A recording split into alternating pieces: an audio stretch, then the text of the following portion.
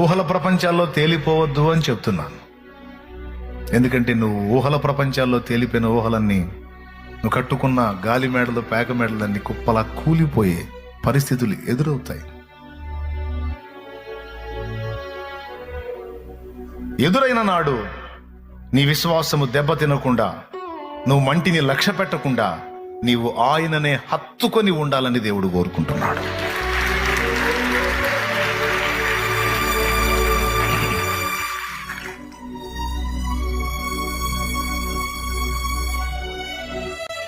ఆ తర్వాత ఆయన ద్వారా చాలా కమ్మని పాటలు ఇచ్చాడు క్రైస్తవ లోకానికి దేవుడు. ఒకవేళ అప్పుడే పోయి ఉంటే ఆ పాటలు పోయాయేమో. ఈ పరదేశి పరదేశి అనే పాట ఆ తర్వాత వచ్చిందే,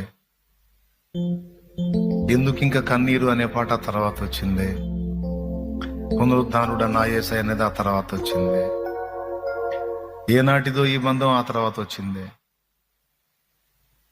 ప్రియుడా యేసయ్య అనేది ఆ తర్వాత వచ్చింది, ప్రియుడా యేసయ్య. ఈ ఆణిముత్యాలన్నీ ఏమైపోయాయి మనిషి పోతే?